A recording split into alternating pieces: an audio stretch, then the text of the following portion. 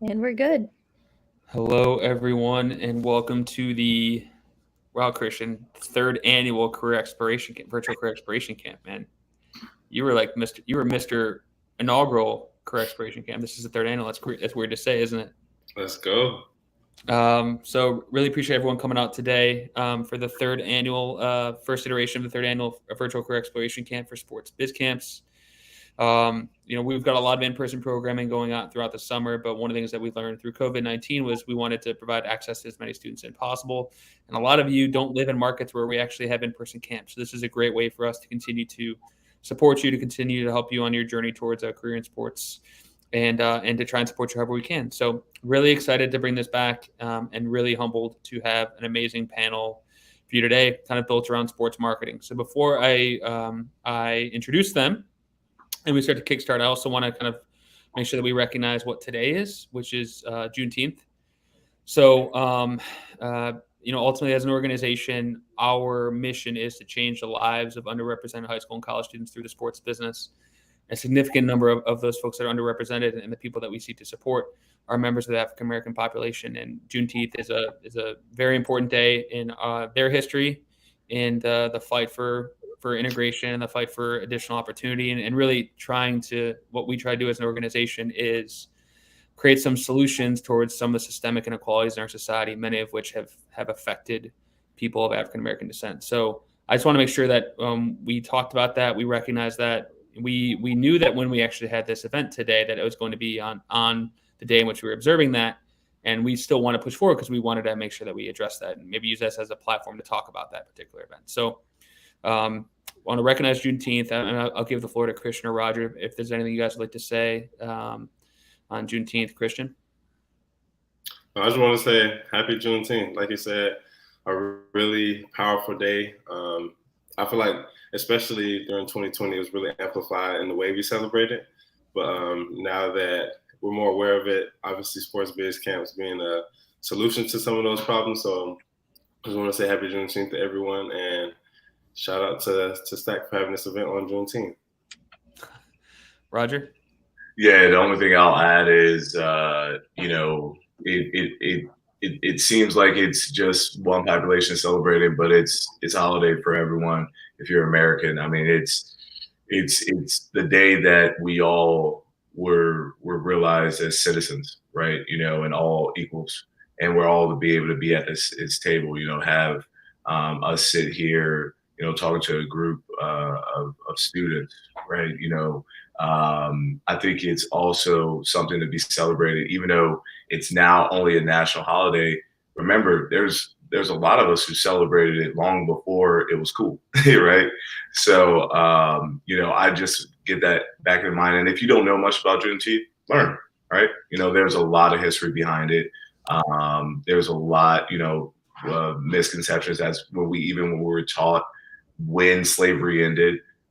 So I'd advise, if you don't know that much, just learn about the history. It's actually pretty cool. So, thanks for having this event on Juneteenth, the day we at least observe it. Zach, really appreciate it. All right. I dropped in actually an article that kind of gives more background on what Juneteenth celebrates. So if you guys do want to check that out, go for it. So we will now shift gears towards this panel discussion, which is built around sports marketing, which quick show of hands, if you're interested in sports marketing, give me a thumbs up as a career path. So a couple things to remember. So we've got these emojis at the bottom, which you guys can use. So when Tamsin says something amazing, give her a round of applause. When Christian says something really connects to you, give him a heart.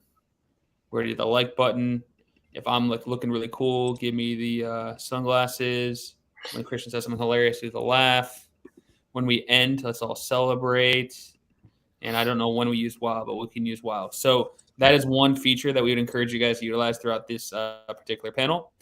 Another feature we want to encourage you guys to use is a Q&A. So a couple people can raise your hands. We can bring you up to the stage to ask a question, or you can drop it in the Q&A, and then we can bring that question and you up to ask. But I was talking to Tamsin a little bit, and this is her inaugural visit to the Air Meet Arena for Sports Biz Camp. So she was like, what the heck is this? It's fun. It's interactive. We've got a lot of different bells and whistles. So let's make sure we use all those.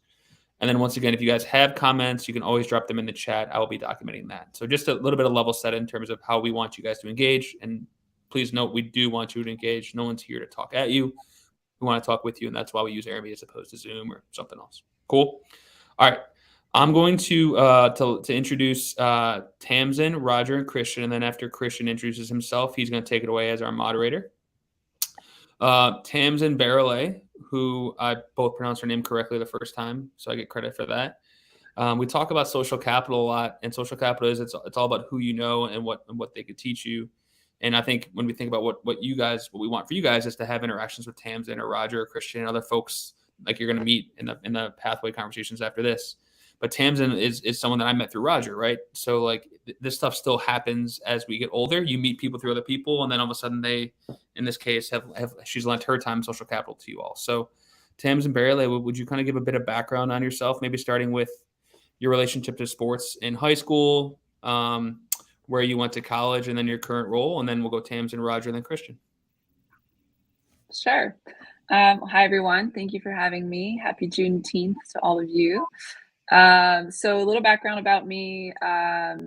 So my name obviously is a little unusual to probably most of you. I have a little bit of an international background. I definitely say I'm a citizen of the world with a British mom, a Hispanic dad from South America. But I actually was born in London and grew up in France. So doesn't get more confusing. But long story short, at a very young age, got involved in basketball, a number of other sports. Certainly basketball was the one that eventually drove my path to the United States. So through high school, I was playing in an academy. So the way the system's set up in Europe, you're not playing for your school, you're playing for your sort of city club. And I was part of a professional club that had an academy, which was to essentially develop young talent and foster them into the professional levels. So at a very young age, I was involved in, sort of the elite side of sports. Got to about 17 years of age, pretty much had the opportunity to go pro, which was my sort of lifelong dream, which was to go play collegiately in the United States and continue my studies. The way the system is set up in Europe, you don't really get the option to do college like you do it in the United States and play at a very high level. You kind of have to like decide you either go pro or you give up your studies. And I knew for me at the time, basketball was going to be a journey, but it maybe wasn't going to be a journey forever, and certainly not a journey that could bring me all the wealth that was needed to sustain my whole life.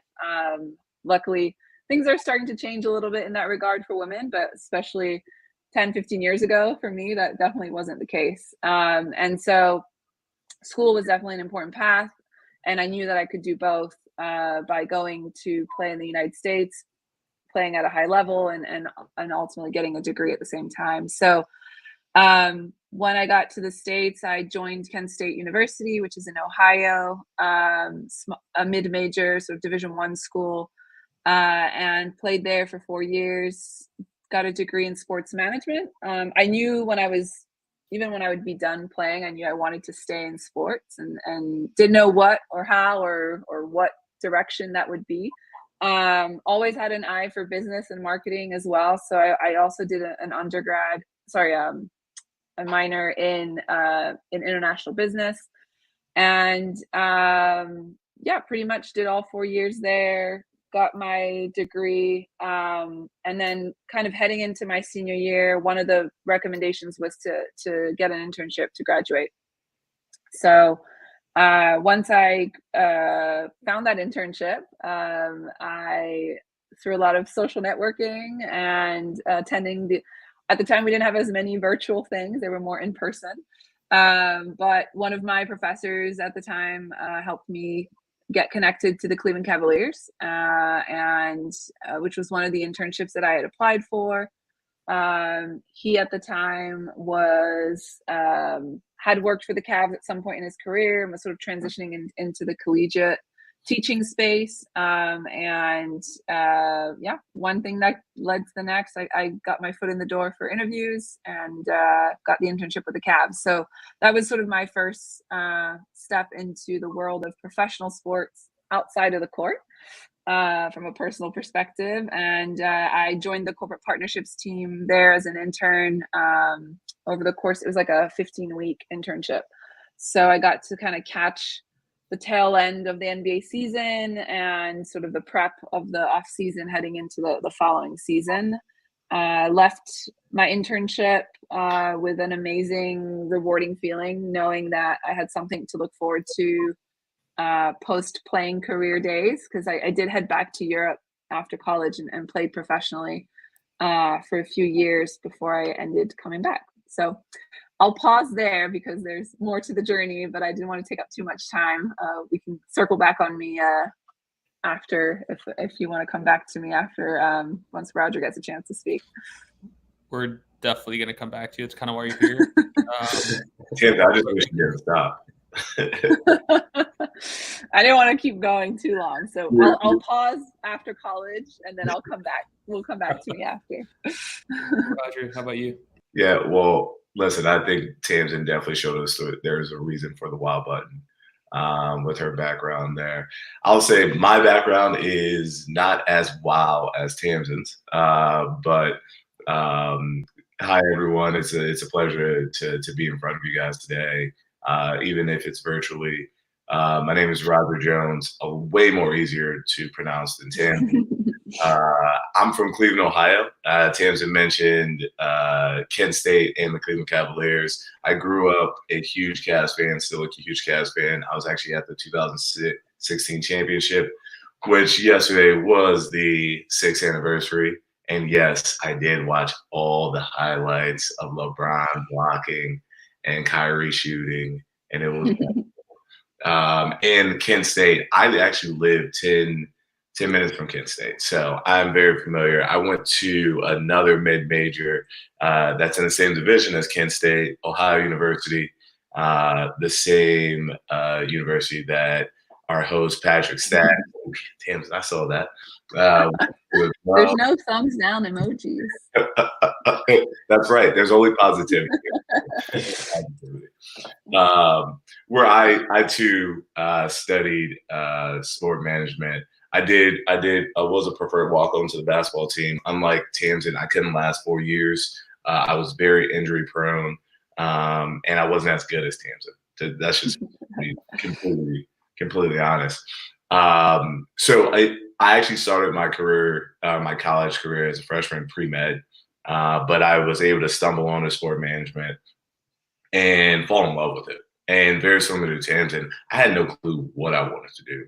I just knew I wanted to dabble into everything else and explore. So in college, I did everything from facilities where I mowed the lawn of the baseball field. I did everything from ticket sales, ticket operations, development, marketing, and I ended up on corporate partnership, and I loved it. I loved it, and it gave me an opportunity to advance my career after college.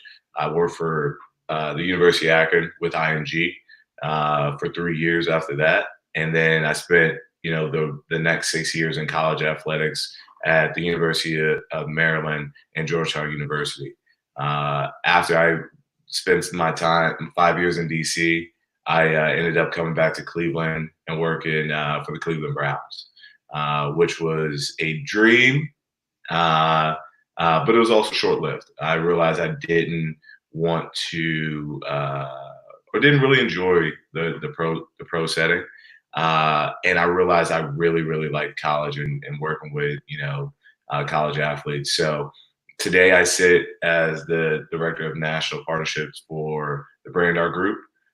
It's a group that focuses on NIL group licensing rights. Obviously, you being in college, you guys know or probably have heard of NIL. And I know Stack and Christian are going to ask me a few questions about that. So I'll save that for later, but that's a little bit about me. And I look forward to talking with you guys. Cool, yeah. So I'll hop in here. My name is Christian Murray. Pleasure everyone being here. So my story is a lot different because I'm a lot younger than, not a lot younger. I'm not saying everybody old. Whoa. But It's a beat. I'm Where's a that baby thumbs in down my button? career. Yeah. Thumbs down. No, I'm a baby in my career. So I'm originally from Atlanta, Georgia. Grew up playing basketball, just like Tamsin and Roger here had hoop dreams, but I didn't get the chance to go pro. So, and I played basketball, football, tennis, even up in high school, middle school, growing up, and then I took a leap of faith. So I'm a huge leap of faith type guy. I'm like I said, I'm from Atlanta, Georgia, so had the opportunity to go to school at Johnson & Wales University because it's traditionally a culinary school. So one of my chefs in high school, they introduced me to Johnson & Wales. So I was just like, I want to move out of Atlanta and want to just explore new cities and explore the world, so you would say. So I moved up to Charlotte, North Carolina, and from there just immediately just changed my life.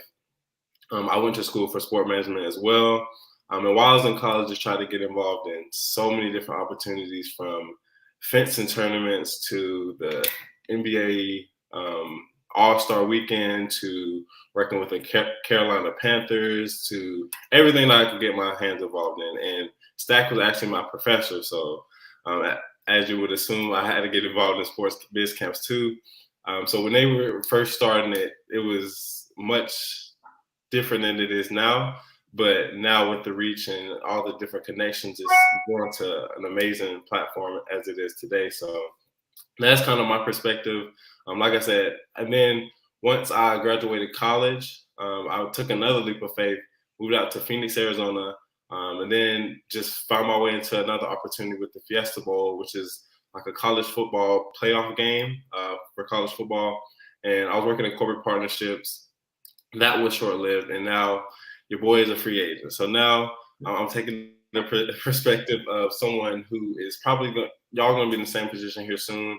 Not sure what classes y'all are in, but I just graduated in 2020, so I'm in pretty much the same position as y'all. Still growing my network, still getting accustomed to the industry. So that's the perspective I can provide. But I'll just hop right into it. We talked about Juneteenth earlier, and that's history. So going back into our high school selves and our college selves, I know a lot of us, especially for me, I didn't really understand all the different career paths in sports. I thought it was just the people who are reporters, or maybe you could be like a coach, but I didn't know that like marketing and operations and all these different career paths were in sports. So if you had to go back into your past self, starting with Tamsin, what did you want to do? I know you said that initially you like wanted to play professionally, maybe, but like when did you kind of figure out like there was all these different careers paths, and like what did you initially want to do? Yeah, so when I was in college, I mean, I'd say even high school, like I was just so focused on my sport, to be honest, and I very little started to think about post playing days because I thought I was going to play until late into my 30s and stuff.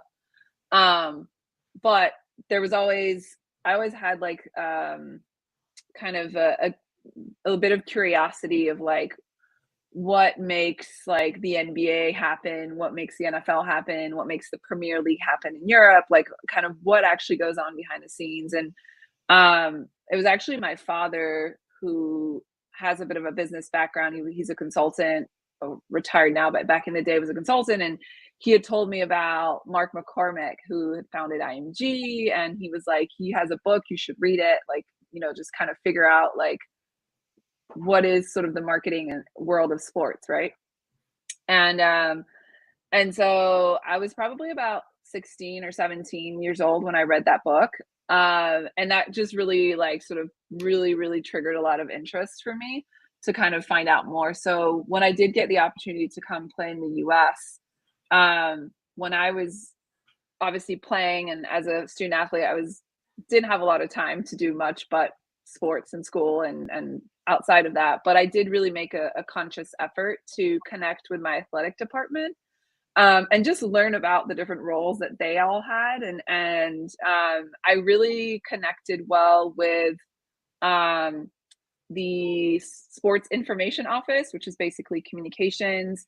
And then I had one professor his name was Mark Leiberger, who was pretty renowned name in the sports management sort of programming in the collegiate space, who connected me with a few folks in the IMG collegiate space. And that was sort of starting to happen right around the time that I was in school. So I just started to network and talk to people and just ask questions about what they were doing and what it took to get into marketing and do this and do that. And then I also job shadowed a lot in my small sort of time that I had.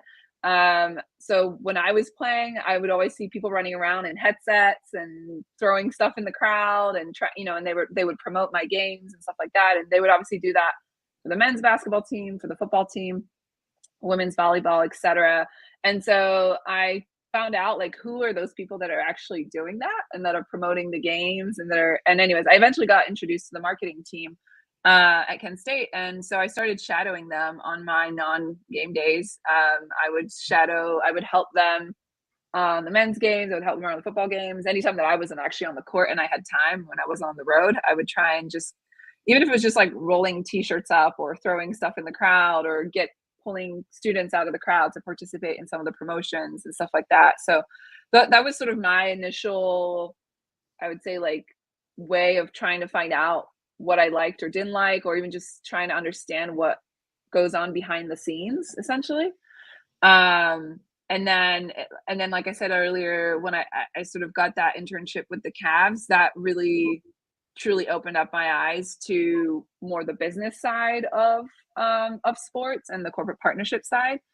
And so, we could probably dive a little bit more into corporate partnerships because it sounds like we all have a similar, like we've all sort of dabbed into it at some point in our career, and maybe not everybody here knows what corporate partnership really means. It's, but I think, yeah, to answer your question, Christian, like that's kind of what, I guess how I sort of got into the industry and what triggered my sort of interests and how I got to uncovering a little bit more about, what is what and how and what all the different paths are. For sure. And I think that's a really interesting perspective because, like you said, that was kind of my approach as well. I mean, a lot of times we go to these sporting events, so we see the athletes on the court, or we see the coaches, but a lot of times we don't really take a step back and really like look like, how is this event produced? Like, who are the people like behind the scenes? And for Roger, for you, I know like you went to one of the best sports programs in the country at OU. So like initially when you were in high school, did you know that OU was that big of a school in sport management, or like what went into your college decision for you to pick that school and then ultimately catapult you into your career today? Yeah, so Christian, you know what? I fell right into it. I had no clue. Unlike Tamsin, I was clueless. So for me, it was, Christian, you brought this up. I have three other brothers. We all played sports. We played football, basketball. We ran track. And I'm literally, as athletic as I am, I'm literally the worst in my family, right? Like my twin brother broke hurdle records in Ohio. Like he's just a phenom, right? And then my other two brothers, one's a bodybuilder. So like it was just, for me, it was always like I was always competing against them, right? Just always trying to be. So all I saw, from a career standpoint was, coaching. And then I got hurt. And then I saw the medical side, right? So for me, my mom's a nurse. My father and her met, even though my father's in IT, but they met when they were at Cleveland Clinic. And I'll be honest with you, I spent my junior year, senior year, and freshman year of college in a lot of hospitals having surgeries, and a lot of trainers' offices, icing and getting work and doing a lot of PT. So I wanted to do stuff on the medical side, right? So I was pre-med. It wasn't really until one of my best friends, who actually works for the Cavs, who was in education, didn't want to be in education, sort of said, hey, let's take this class. And I only went to OU because I didn't want to play football at Mount Union anymore because my knees were hurting too bad.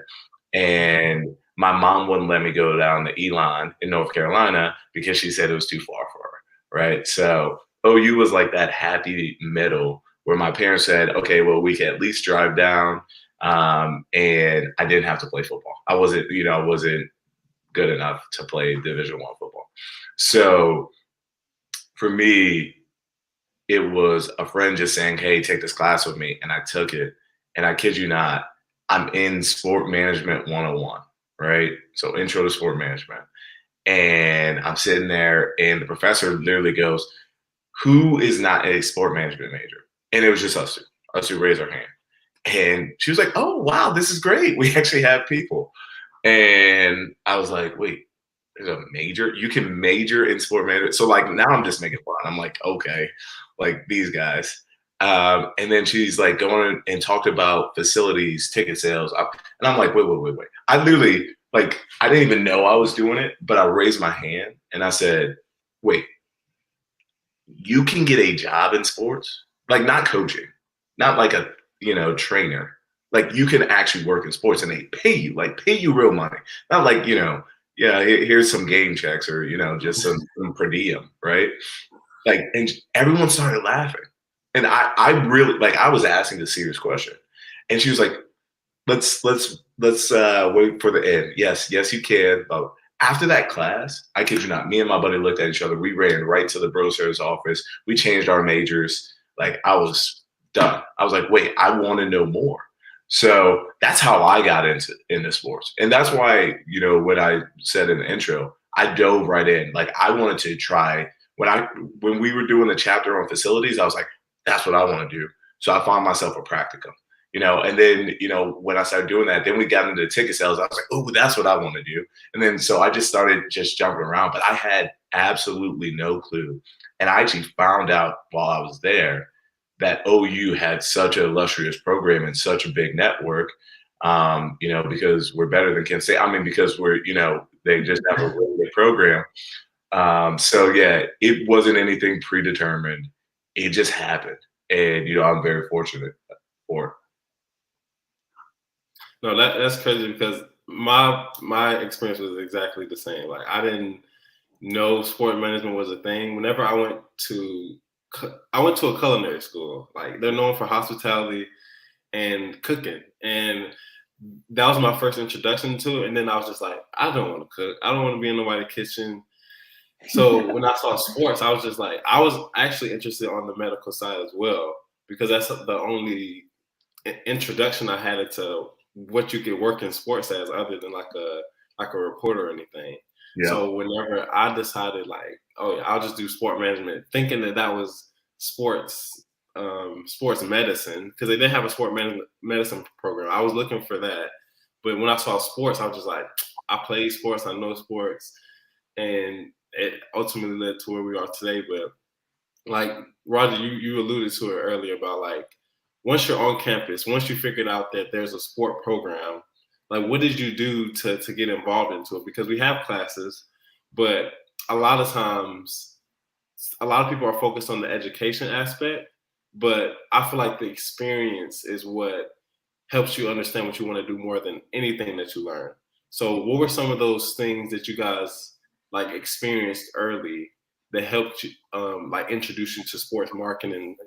Because like you said, Roger, like you'll go into like events, you're like, oh, I want to be an event producer, or you're going to ticket sales and you're like, oh, I don't really like ticket sales that much. But until you experience it, that's when you really like understand what you want to do. So what was your first iteration of that?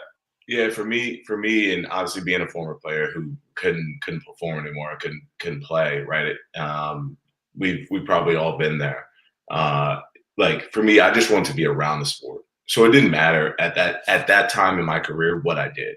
So to your point, Christian, once I like got into the major, I started looking for any type of practicum, volunteer work, like just going to be around people who are in the industry who could teach me. Because once again, I'm coming where I literally, at least for the last 2 quarters in my freshman year, was studying medicine, right? And now I'm literally about to jump into something that I have no clue on. And for me, I'm an experiential learner. So for me, I have to learn by actually doing. So, I reached out to the facilities. I saw there was a facilities practicum. I reached out to facilities. The only thing that they had open was for basketball during the winter, and it was over winter break. And I lived in Cleveland, right? I would drive.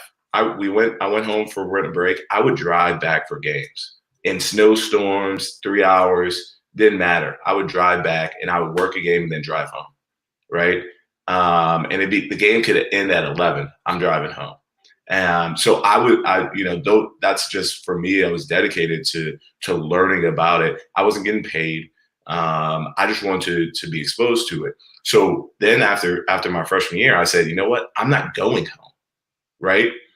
All the information and knowledge and network is right here at this school that has a great program and great resources. So I never went at summer break, spring break. I never went home. I just volunteered. I volunteered for the Southern Ohio Copperheads.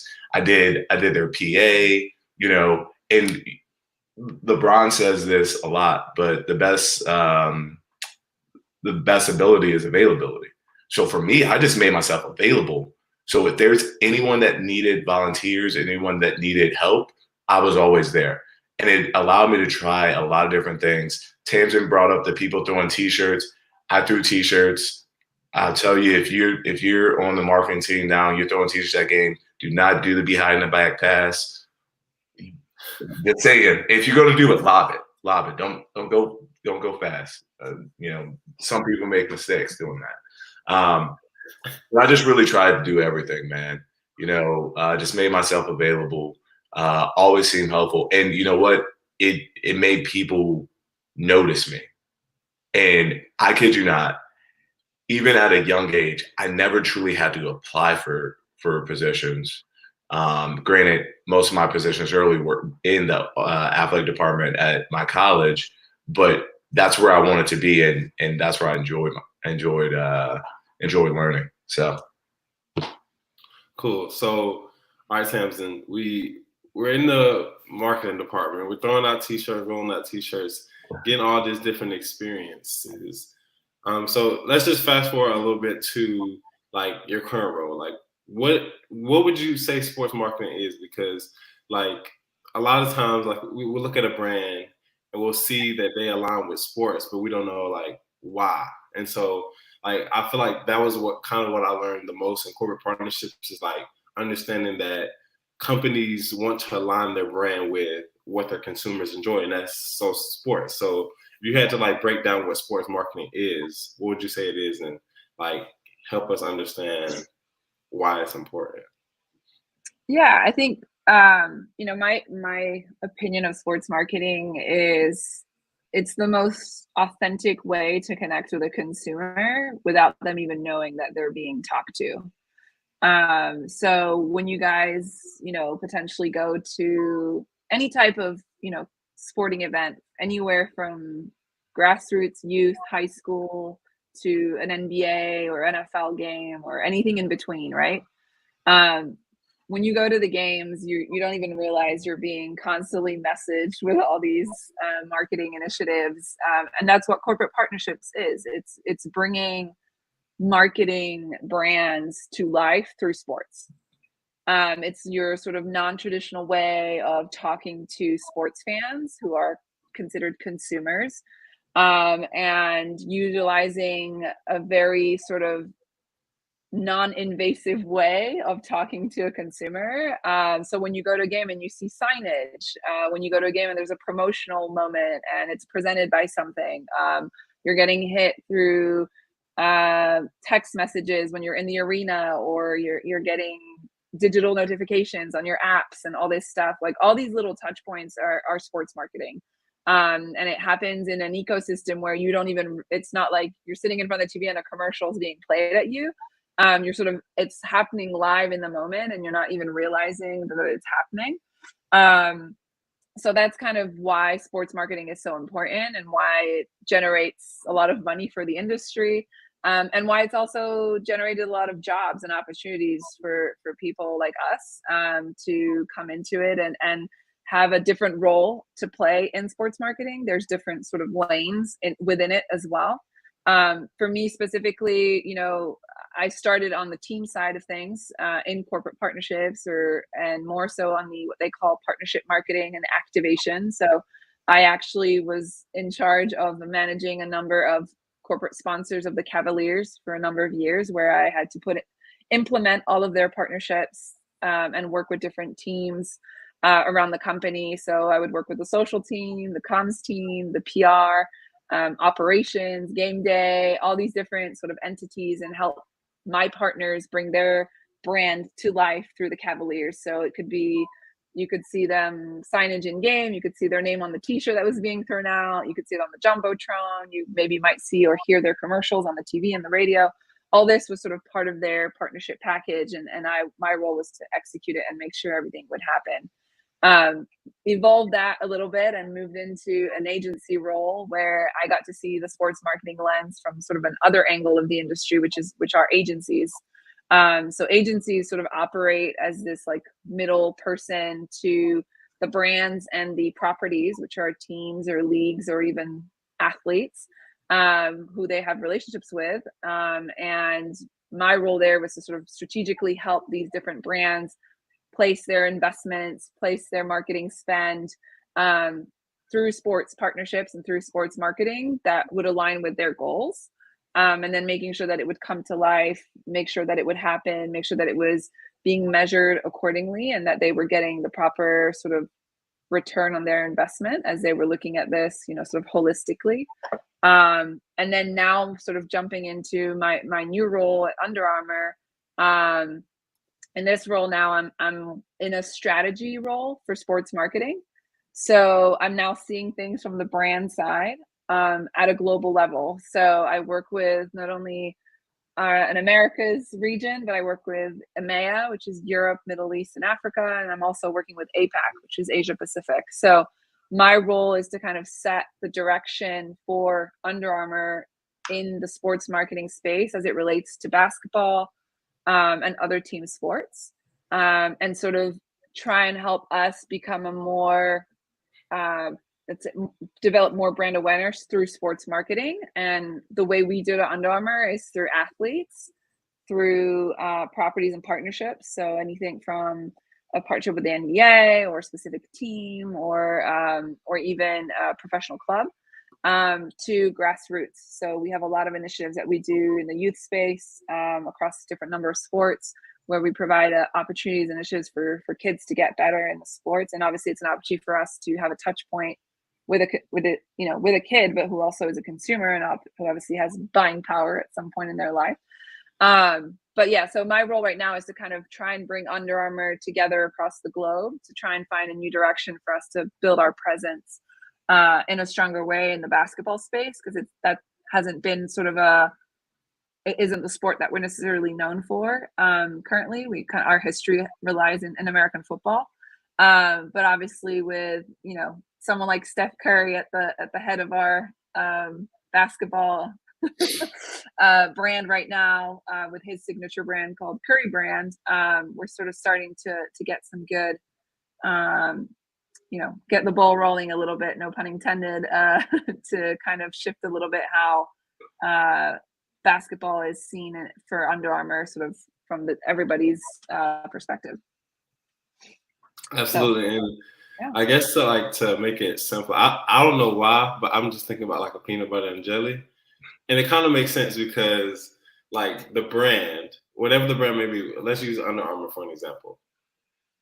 The brand is like peanut butter. It's thick and they have to tell a story. So there's a lot of ways that you can tell a story. That's why it's so thick, like peanut butter. Jelly is the property. Jelly is thin and it makes it come complete. So the brand is like the agency. Yeah. The agency is the middleman that makes everything come together. Yeah.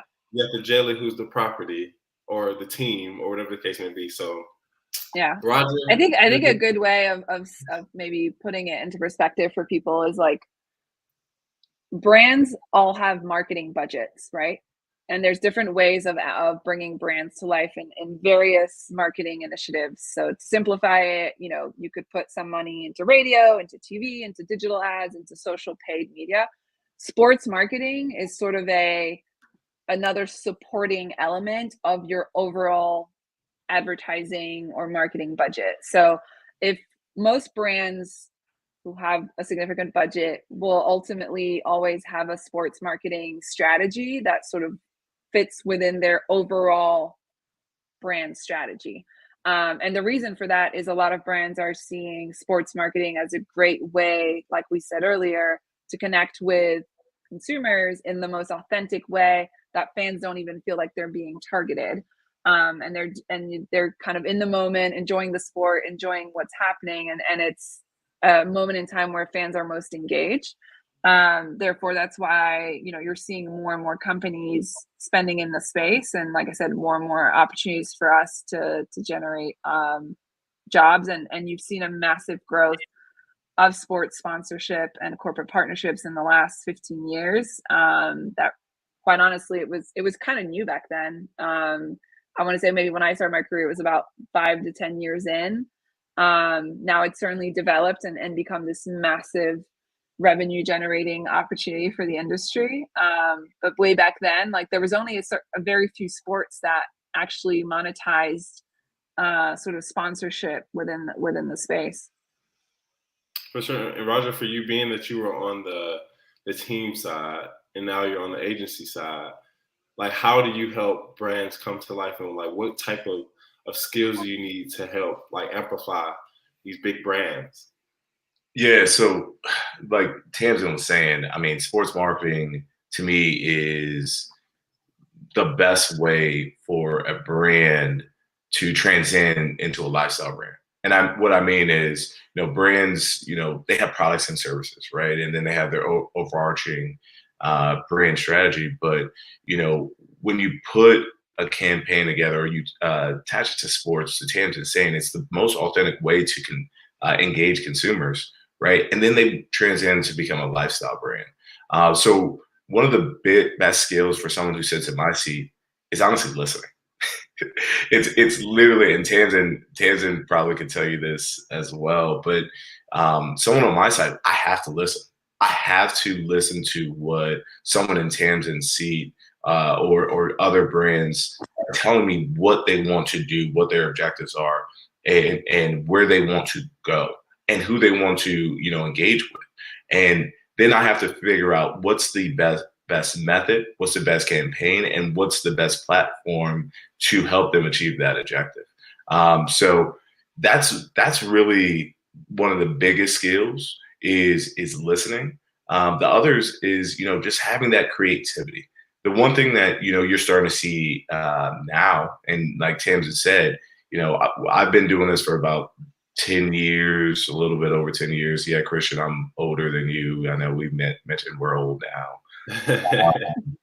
But it's a lot more creative. Back in the day, I'm using that phrase, back in the day, people talked about spots and dots. And what were spots and dots? That was TV commercials. Tamsin brought that up earlier. Radio spots, billboards, signage. I can tell you, yes, there's probably in an Under Armour or a Gatorade or a United Airlines, they have in their budget for those things, right? Those things are still important. Those things still touch a base, but they also have a budget that hits social media. They have and Tamsin brought this up, a talent budget, right? Steph Curry being a great ambassador for the Under Armour brand. Now they can do some cool things with him to reach a larger audience and a larger base, right? That really is going to hit what their strategy is and the marketing message that they want to do, not just locally, not just in the Bay, not just nationally, but globally, right? Where their objectives lie. So for someone like me, I have to understand that, right? So creativity, how do I creatively help them build a campaign that centers around achieving those objectives and provide solutions for them? But then the other part And people forget this, but this is a skill. It's doing your homework. It's researching. I know a lot of you that are listening, you guys are still in college. Stack said this before about social capital. Like, it never stops, right? Neither does doing your homework. Neither does researching. Neither does studying. I mean, I probably spent about 6 or so hours researching brands, researching who's spending, researching where they're spending, researching new properties coming up like Live Golf. Yes, you guys probably heard of them in the news, but researching everything that's coming up in our industry, because we have to be on the forefront, right? And we have to be knowledgeable, especially when you go and talk to somebody. The one thing that a lot of people in my seat sometimes fail to remember is Tamsin doesn't have to spend her budget with us, right? She doesn't. And she's also getting called by so many other people to spend her budget. So what I have to do is I have to be knowledgeable about not only where her brand is going, what her brand is trying to do, who they're trying to reach. I have to be knowledgeable about seeing the foresight of where they could also go, right? What other solutions can I bring to her attention? Because once you do have that the relationship, Christian, you brought up peanut butter and jelly, and you made my stomach rumble. You have to figure out, okay, how do I help them be a true partner, right? Sticking together, be a partner of ours, making it taste good.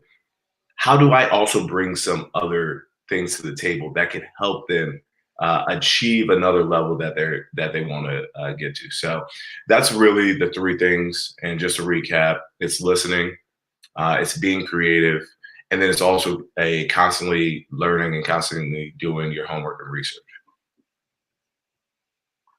Yeah, I feel like that's a really interesting perspective, because like it's like, I think like you said, the biggest part of it is like creativity, and a lot of us learn in different ways. Like, everybody doesn't like read, or everybody doesn't like watch YouTube videos the same, where some people learn from YouTube University or Google University or whatever the case may be. So like, we all have different perspectives, and the thing about like sports is fans come from all over the world, and there's so many different sports, from the FIFA World Cup to NBA basketball to NFL football, and these are all international brands. So there's all different ways to communicate to these consumers through the brand. So I feel like to end it all, to end it. Can I jump in real quick?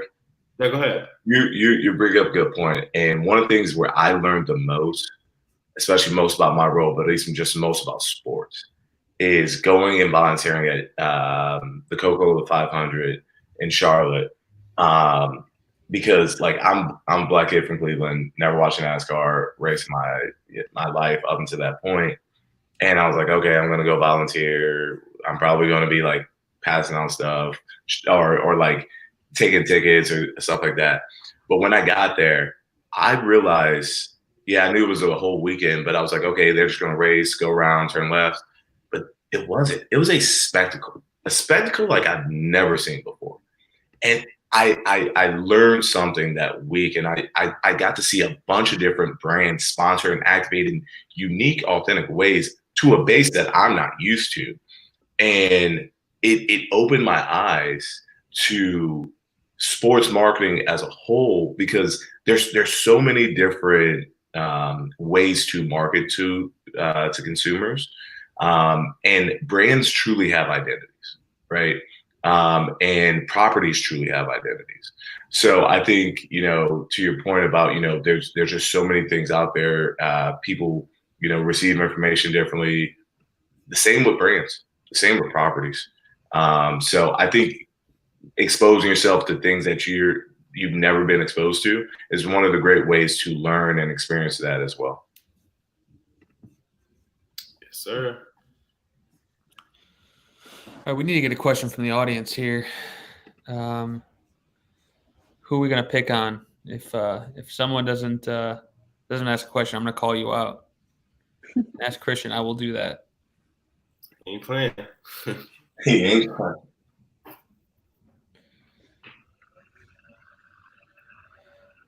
Who we got here? Come on. Maybe I got a question. Tam's one was just that good, Well, we got one. Well, we bored them to death. I don't know. No, we got one from Ian. I'm going to show it on the stage, and then Ian, if you feel comfortable, I might ask you to come up as well. Career paths, majors you would insist on taking if your college doesn't offer sports marketing and sports management as a major. Really great question, Ian. Really great question. Yeah, Tim, do you want to tackle that?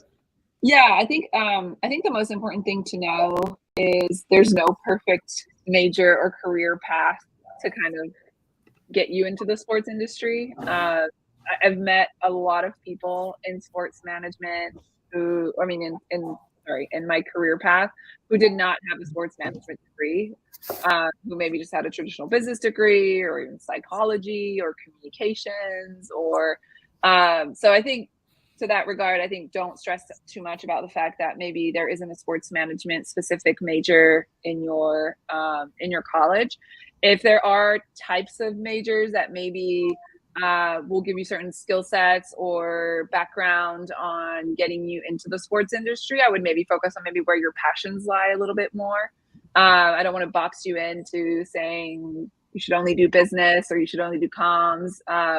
But there's definitely some majors that I think potentially transpire across different industries. I personally think, a business major certainly helps in a lot of ways to get that foundation across sales and gives you a little bit of finance and marketing background because those types of classes are usually required in there. But like I said, I think there's lots of opportunities in other majors to get a good base of knowledge and understanding to kind of set you up for the sports industry. At the end of the day, it's going to come down to setting yourself apart. So kind of like what Roger was saying earlier, and getting in touch with your athletic department and getting involved potentially with maybe there's some local clubs or boys and girls clubs, or maybe some basketball tournament or a marathon coming to the area where you're at. Things like that, where you can volunteer and sort of start building your resume of experiences to kind of match up to what industry people are looking for when they're hiring sort of entry level. Yeah, I'd add to Tim's point, guys, sports organizations hire lawyers, sports organizations hire accountants, sports organizations hire IT, communications, and keep going. Right. Yeah. And honestly, usually when in those positions, they're not looking for that sport management major, right? They're looking for people who have expertise in those areas, right? So, to Tamsin's point, if it's something that you're passionate about, and it's not necessarily in sports, doesn't mean it's not sport adjacent, right? There doesn't mean there's not a role for in the sport industry for that major. Videography. I know a lot of folks who are, they're production side of brands, of teams, right? And they study, video production, right? So broadcast majors, right? Sports organizations hire them. So it's really just finding out what you're really, into, what you're passionate about. And then sort of have that look at the major that really aligns with that, and learning about that craft, and then tying it back and getting some experience on the sports side.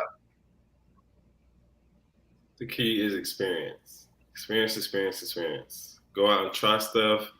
Go out and meet people, talk to people, be uncomfortable. I think the common theme between all of us, like, we just tried stuff. Like, we didn't know what we wanted to do.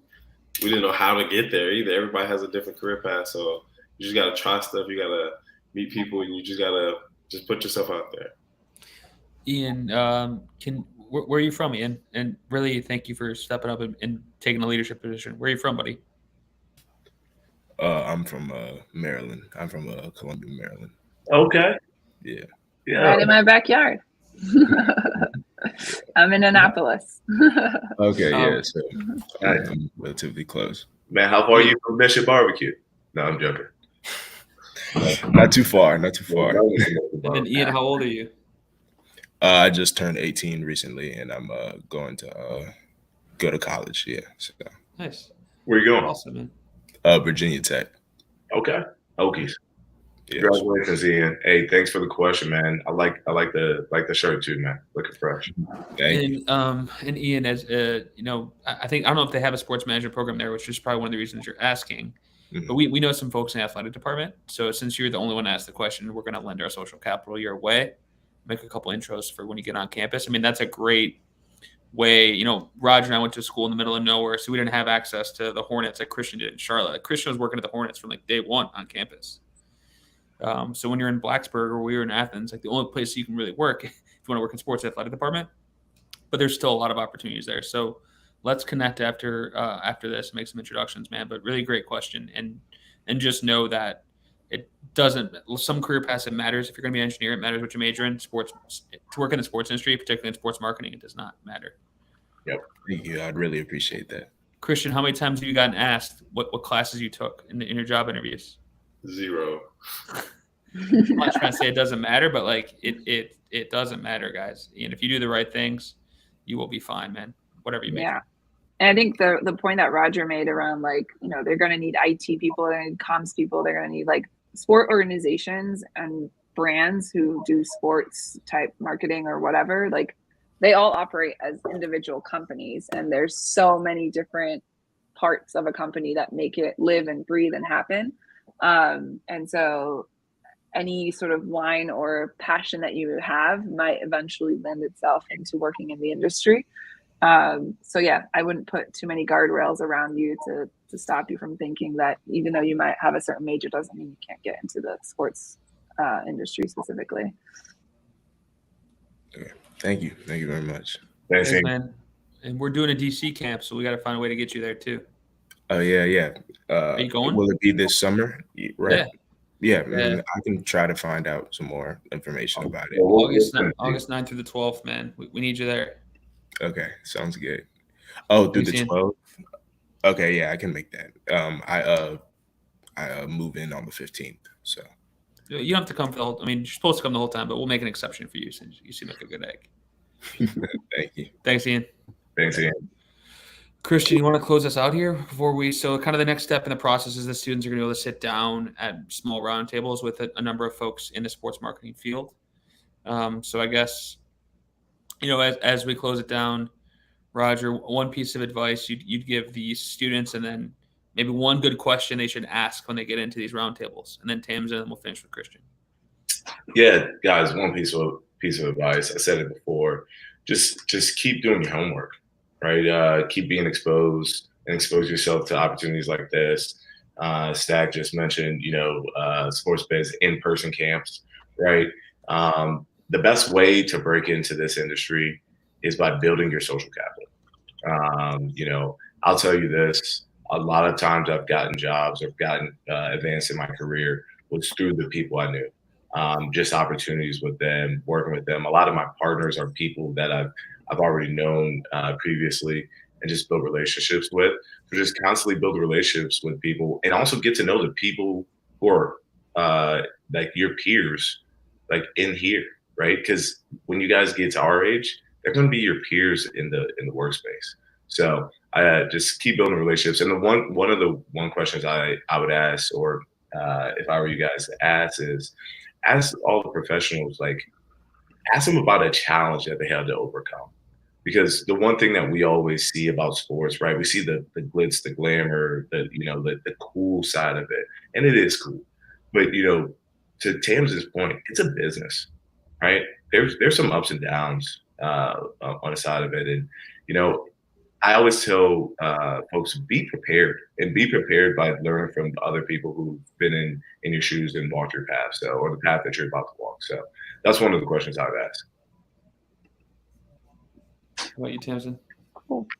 I guess my biggest piece of advice is getting uncomfortable. One of my favorite sayings is great things never came from comfort zones. And so I do live and breathe by that. I've kind of lived and breathed it my whole life. I've taken a lot of risks and I got uncomfortable, and I still try to get uncomfortable. And so I think that's one thing I'd like to advise you all. And I think it ties really well with what Roger said around asking questions, around connecting with people, and sort of Patrick's favorite social capital word. It all ties really well together. And I think something you guys could probably also ask, the folks you're going to be meeting here soon is asking them, I think, what a challenge is, or a challenge they've overcome is a great question, but also what they love about what they do, and why they love it. I think that will uncover, a lot of things that why people stay in sports, and also maybe pull out some emotional sort of passion points of theirs. That way you can maybe see if the line of work that they're doing maybe ties to your passions as well.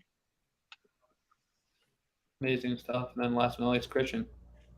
Um, You were I in think these shoes not long ago, brother. You're in these shoes. So remember, we've talked about how young you are. So you got to bring something really good right now. no, my biggest piece of advice is just like, you got to know you and understand you. Like, each one of us has a gift. Each one of us has something that we're good at. Each one of us has something that like everybody else cannot do. And so for me, whenever I realized like what made me different and what made me like comfortable with myself, I was able to like be my true authentic self. Like, I was able to, like, a lot of times they'll say network and all that stuff, but a lot of people aren't comfortable with that. And you just got to look internally, because you can have all the potential in the world. You can meet the CEO, you can be in front of the CEO of the biggest corporation in your life, but until you're like comfortable with yourself and comfortable enough to be like, I'm going to go up and talk to him because I'm comfortable with myself, or like, you just got to be like comfortable with yourself. You got to know yourself. You got to know your gifts. You got to understand who you are and understand like what you have to offer to the world, because you don't want to just go into any relationship taking, or what I can get from this, or what can I take from this. You want to be able to give your gift to other people, give to other people. And so that's something I had to realize early, is that like, I just need to understand myself and really just lock into who I am. So whenever I do talk to these people, do talk to all these executives and go to all these sports entities, I'm able to leave a lasting impact that lasts way beyond what I can offer. It's about who you are and like what you have to offer, what value can you provide. And the question I would ask is, like Tim just said, like, why? Because if you don't understand why, you'll never understand like what. Because like I said, like, if you understand somebody's why, it uncovers like what they do and like why they do it. Because in sports, you're not the highest paid. In sports, it's probably the longest hours, and it's a lot of work. Like, it's not just like, oh, I just get to go to the game, I get to sit sideline here. No, you're not. Most of the time, you're not even watching the game. You're not even seeing the athletes all the time. It's really hard work, and you got to have a why so deep that it just drives you every single day to wake up early and put in all those hours and like really love what you do. So I would just ask why and discover your why. As we close, you just remember, you heard Tamsin was in high school once, Roger was in high school once, Christian was in high school once. Everyone that you're talking to at some point was in high school. So find a way to connect them with that. They were not always impressive global marketing execs, right? Tamsin also was in high school trying to figure out what she wanted to do, and she shared that story, as was Roger, as was Christian. So treat them like people, be respectful, but I think that's the important thing. So Tamsin, thank you so much for coming back out. We've got in-person events you did in Cleveland, now virtual. You've almost hit for the cycle with Sports Biz Camps events. So thank you for your help. Roger, as always, buddy, appreciate your support and leadership. Christian Murray, proud SBC alumnus, very proud of you, buddy. Great job today. Great job moderating. I really do appreciate it. So we're going to shift gears, guys, and we're going to Lana's going to pull us out of the main stage. If you follow the chat, industry pros, your table assignments are on there. Students, you're going to go by last name. Go to those tables. Wait a couple minutes. If there's no one there, and find another table. We've had some people kind of drop here the last second. So, but we're flexible. We'll work through it. But that's the plan. We'll be meeting with those folks until about 5 p.m. All right. Thanks again, Tams. I really do appreciate it. Thanks, Roger. Thanks, Christian. Thanks, guys. Thanks for listening. Thanks, Stack. All right, guys, going to end this session, which means you're going to be pushed to the social lounge where you'll be able to find your table. In a few minutes, I'll be at table 1, which is the SVC support table if you're having any issues. Thanks, guys.